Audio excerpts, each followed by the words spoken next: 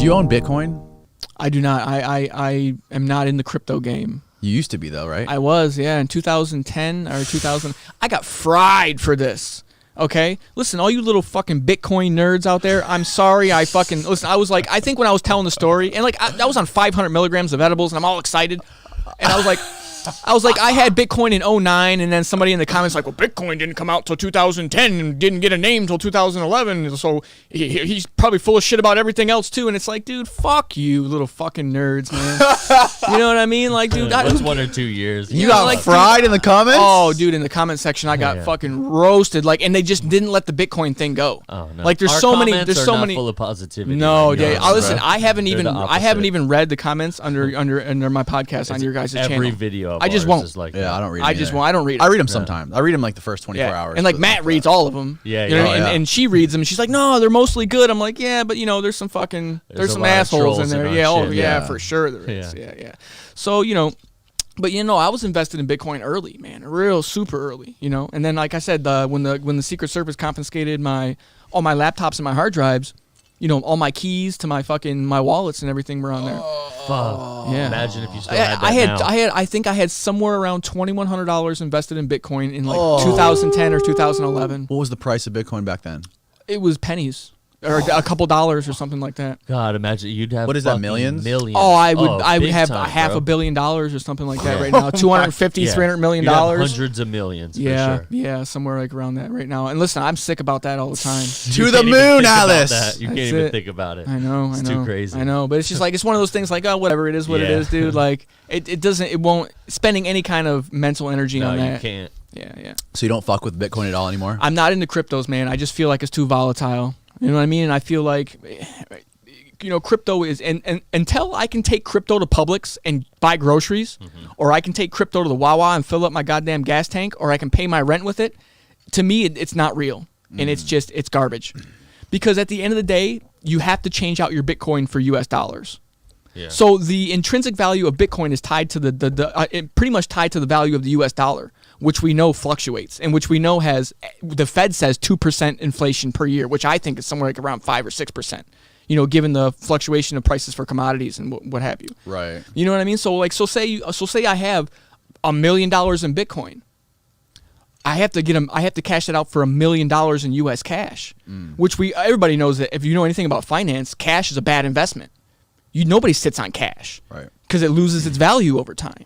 You know what I mean? It loses its purchasing power. You get into like tangible, and it's silver, gold, real estate. Pokemon cards.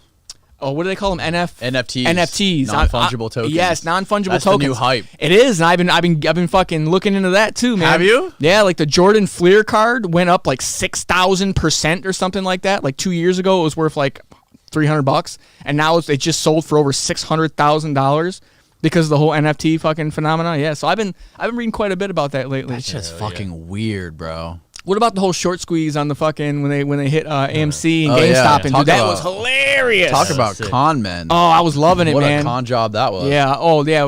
I think there was some shit with that, man. Like the fucking hedge funds were like, you know what? They called up fucking Robinhood. They're like, you need to shut this down. Oh, they definitely did. And they did right away. That was some Enron type shit right there. 1,000%. And I feel like Robinhood should be fined for that. Oh, he might be. Because I mean, they were obviously intervening in the free market. Yeah. You know what I mean? So, yeah. Well, and that was hilarious, dude. Them dudes lost so much money. All the fat cats were losing because they had to fucking cover all their loss. It was hilarious. Dude. You spent like $200 on it, right? You bought how many? Did you make out? We got some. No, it's down right now. Yeah, it is. Bit. Yeah. What did you pay? It's climbing right now. Oh, I think we paid around $100. So you paid $100. GameStop. I think it's around the same. Did you get in kind of early? I thought you bought in for more than 100. We got some for probably like 111. I think it's right around the same right now. We might have bought some even after that. We bought a bunch of different times as it was going crazy. We just kept buying it. Yeah. What's it at right now? Like $90, something it's like at that. like $100.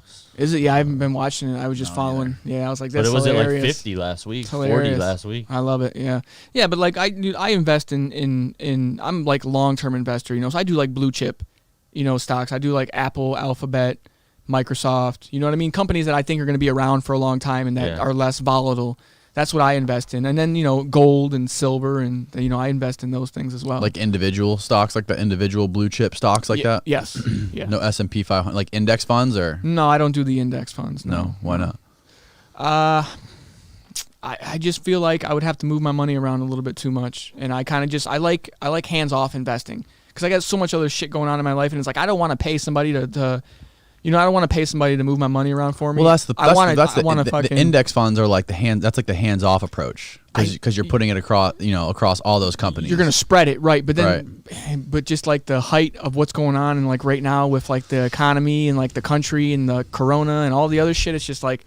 So the little bit of money I did have, I pulled out, and I'm just like investing in sure things right now, like technology. And yourself, like right now, like when the spot that you're at in your life, it's probably best to just invest in what you're working on, right? Exactly. Yeah. So I think technology is going to be the future. And I don't think you're going to lose with technology. No. At all. It doesn't matter how the state of the union. It doesn't matter how bad things get. Technology is going to be our savior, I believe. You think it's going to be our savior, or you think it's going to be our demise? It could go either way. I've seen Terminator 1 and 2. Yeah. So I could go either way. I genuinely believe that artificial intelligence, machine learning algorithms and automation, all that's going to be the future, and it's going to change our lives. I think it's Tesla. Yeah, I think in the next probably 2 decades, you're going to see more change than we have in the past 10,000 years. Yeah, for sure. It's exponential. Exponential, yeah. It's going to change. Just like, I don't know if you're how aware you are, like the IoT network. So what's that? Like the Internet of Things, and like that whole rollout over the next fucking 2 decades with the fucking 5G and all that. So Internet of Things is like because of the just how cheap it is to manufacture sensors and all that shit. So like everything's going to be equipped with a sensor that is then linked to the internet. So say there'll be a sensor in this water can. Yeah.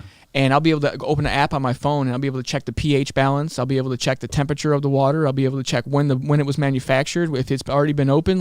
So there's going to be so many data points on everything that you're just going to be able. It's going to be all that information is going to be readily available to you.